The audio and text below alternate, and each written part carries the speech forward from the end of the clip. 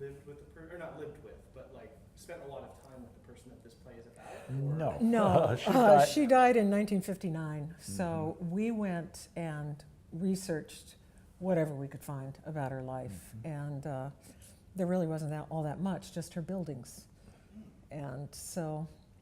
And quite a bit Yeah, of, there was. we found quite a bit on the in the we canyon. knew biographical stuff, but.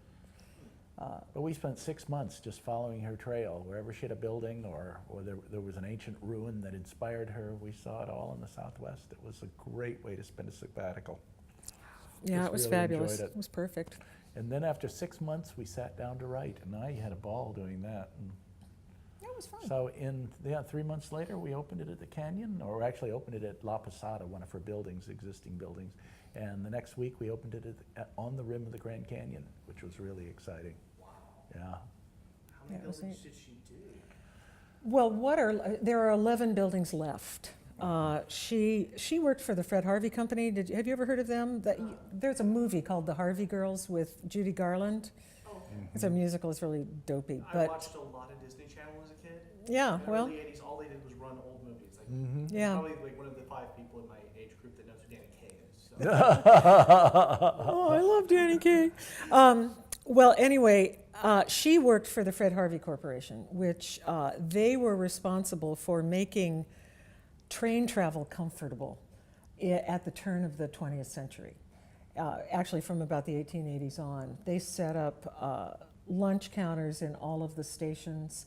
They had the concession for the trains, so the food, dining cars and everything. And then they won the concession for the Grand Canyon. So, which was right off the Santa Fe Trail line.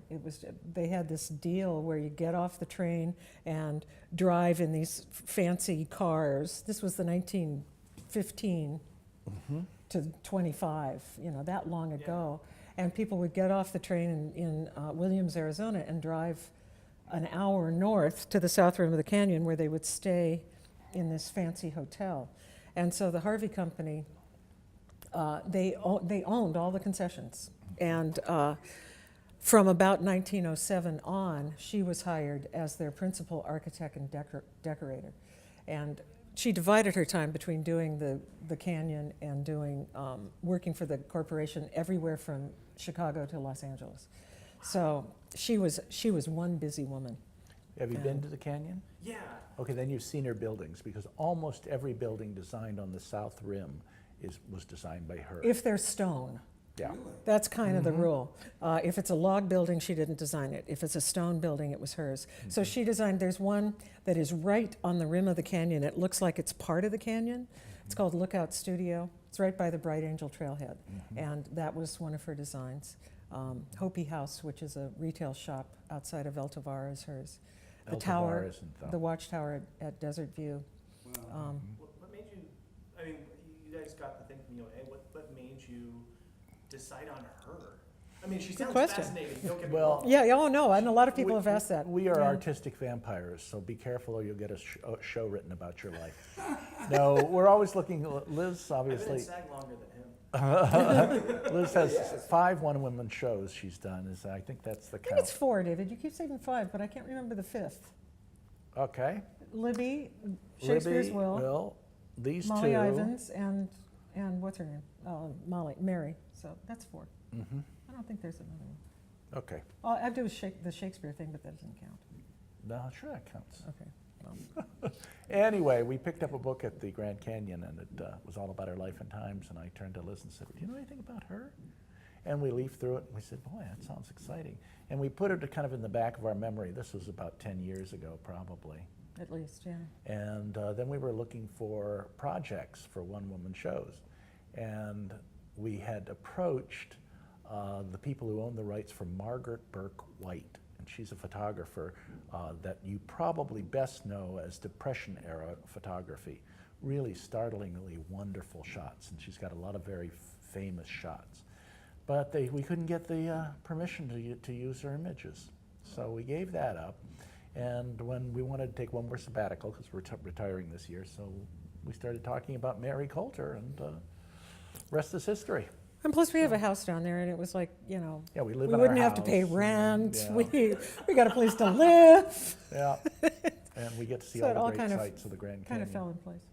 Oh, well, yeah, that makes a lot of sense. Mhm. All of these things lined up, it's perfect. Yes, yes. And the provost at the university said, this is the kind of sabbatical everyone should do. And I thought, well, not everyone. not a How does that biologist. work? No, I don't think that would work at all. But he had very high praise for it, so. Yeah, I well, hope he let's see. Oh, comes. he'll come. He'll come. He better. We'll see. So now after this, you guys are going off to Greece. Yeah, Yes, we well, first we're going to Valdez, and then we're going to Greece. Have you heard? We are booking out at Valdez so fast you won't believe it. We're It'll going be to like, take our bye. award, and we're going to get in the car and drive back to Anchorage and get on the plane. Are you And- going to be there for our last brunch for the? No, No. no. We have to catch a 6 a.m. flight out of here on our 40th anniversary, by Yep. the way, Yep. to fly, get to Athens in time to be late for the workshop that we're leading. We're gonna be a day late. Maybe But you're going to tail That's the in. way it is. We keep, you just keep stacking things, and sure, I'll do that. Yeah, I got. Oh, yeah. Why not? It's hard to say. It's hard to say no, but it sounds like fun. Well, and how do you say no to the Harper Service Award? You wouldn't have said no, and we certainly are deeply honored about that. So, No, and that's. I'm so happy you guys are getting that. It's just. Yeah, it's so great. appropriate. it's great. Yeah, it was like one of the very high points of my life. Oh, good. You know, just it was very emotional. Mm-hmm. Yeah. Well, we're going to cut our emotions short and drive back to Anchorage. We'll Thank see you how. very much. We loved him. Yeah. So what else you want to talk about? What do you want to say? I don't know. What do you want to talk We about? just talked about everything with Josh there, so Yeah, they were he rolling. can ask me. Wait, they were rolling? Yeah. Okay, so the question I'm sure everyone has asked you so far, why are you doing these shows in rep? I think I should answer that, as she says, stammering into obscurity. I wanted the challenge. I've done Shakespeare in rep, and that's really fun, but it's pretty cut and dried, because Shakespeare, you don't carry the whole show unless you're Hamlet. And, but, doing solo shows, I thought that'll be a really cool challenge. And I wanted to get back to Red Hot Patriot. We only ran it for 2 weeks. Sandy's great about if you've got an idea, and she'll say, well, we'll figure out how to make it happen. And she's fabulous about that. So she said, we've got this 2-week window here. Why don't we put it in there? And it was right before the election in 2012, and it was perfect, because this play is extremely political. And so we brought it in. It was selling out. It was really popular. And I've told people it's the most fun I've ever had on stage. It's just Really? a blast. Yeah. It's like, well, her lie, the things she says, some of them are so outrageous, but they are so dead on. And it's the kind of thing where if people agree with you, they stomp their feet, and raise their fists in the air and stuff. It's really cool. We And had there's lots one of fun. performance that was packed with Democrats, and including our representatives, and they were effusive. The house was just vibrating with their energy. It's so rare that Democrats get to hear their side of the story in a political play. So this certainly gives it to them. Molly was very outspoken, And she was an equal opportunity basher. Basher, yes. She didn't care what your affiliations were. She could not stand stupidity, and on either side of the aisle. And so I fell in love with her, and there are quite a few people here in town that knew her. She used to come up to Alaska quite a bit. And so a lot of them, like the Fleischers, Hugh and Lainey Fleischer, she had been a guest in their house. And it was so fun to talk to them and get some insights into what she was like. And one of her favorite things was to sit around a campfire and tell stories. and we heard a lot of stories about how at the end of her life she went down the Grand Canyon. She knew she was dying, she had breast cancer, And some of the people in Alaska went along with her for that marvelous trip Yeah, down the Fran Colorado Fran River. Ulmer and I think Steve Lindbergh. I was think Steve. somebody. I'm not Yeah. sure who the other one was, but And- she invited like 12 of her dearest friends to come with her on this last trip Can you Yeah. imagine sitting around at a campfire at the bottom of the Grand Canyon telling stories? with Molly Yeah, Ivins. with Molly Ivins. Yeah, Good God. be something. Well, one thing that was really interesting to me about the run of the show here is people from all across the political spectrum saw this show and laughed. Yes, They and did. we had some very good friends who were very conservative, and their reaction was, "Oh, I love the show. I didn't agree with everything she said, but I loved the show." Well, that's So, okay. that's all right. Right. You know, I think we need to get a little bit better at agreeing to disagree. You know, instead of just putting blinders on and not even considering other points of view. So I think that's one thing that Molly is saying. She says at one point, she says, I use humor because when people laugh, they open up their ears and hear you. And I think she kind of found out that maybe that didn't work quite so well most of the time. But you know, every once in a while, I think it can open up. And when you look at some of her messages, get out and vote. You know, I mean, I hope that appeals to both ends of the spectrum. And it's just on every level, some of the things that she addresses are true. Let's stop giving big business our elections. Let's stop letting them fund everything. And it's, you know, there's certain fundamentals that I think that she speaks for a lot of people, not just Democrats. And the ultimate message is be involved. Be involved. You know, don't be complacent. It's our country. If you swing your camera around, you can look at the flag. And we're gonna, we'll take that But later. we're looking at it. There we go. For all of you who've forgotten what the flag's like. She was kind of a prophet about what's happened with American politics and when all She was. the big money involved. You know Yeah. what? So much of this is ringing true. 2 years ago, it was so true, and now that I'm relearning it, nothing's changed. It's actually gotten a little bit worse in some respects regarding, you know, funding for elections and stuff like that. That I'm trying to restore some stuff from the original script that goes into that a little bit more. Because she was talking about it in 2007, and here we are, however many years later, and it's still an issue. So, And the 100 Years' War continues in the Middle East. yeah, well, The yes. endless war. Yeah. So that's why, you know, just the challenge. I think it was more than anything else, it was the challenge of trying it.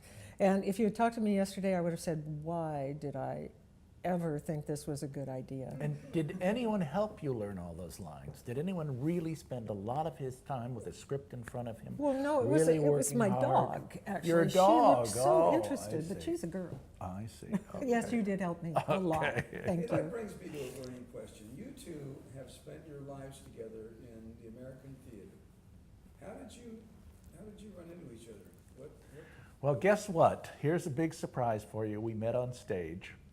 We did Yeah, a we show did. together, and I spent a full year chasing around after her. It was college, so, And you know. she had you know, all these college. other boyfriends that she liked more than Au me. contraire. And I kept saying really romantic things.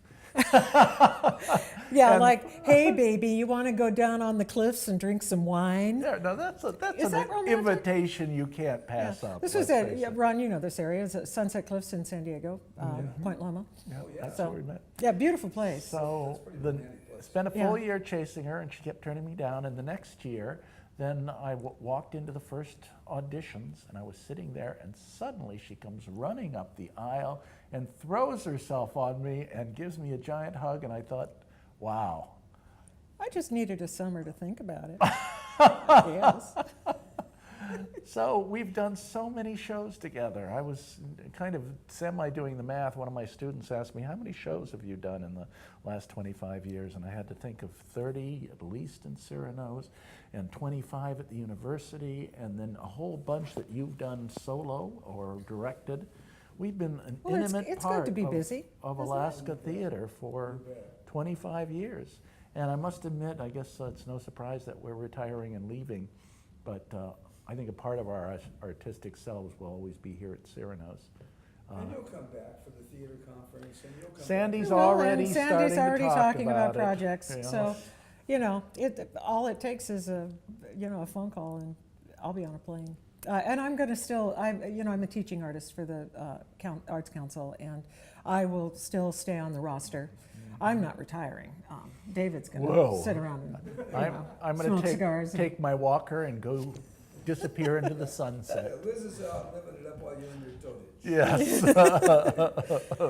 Well, I am younger than he is. so, Uh-oh, you here we know. go, here we go. Oh, my. Well, listen, it's just great, it's great to be able to spend this time with you, and thanks a lot for sharing. Sure. Well, thank you. Rob, Thanks for setting up this new website. It's Yes, fantastic. It's yes. needed.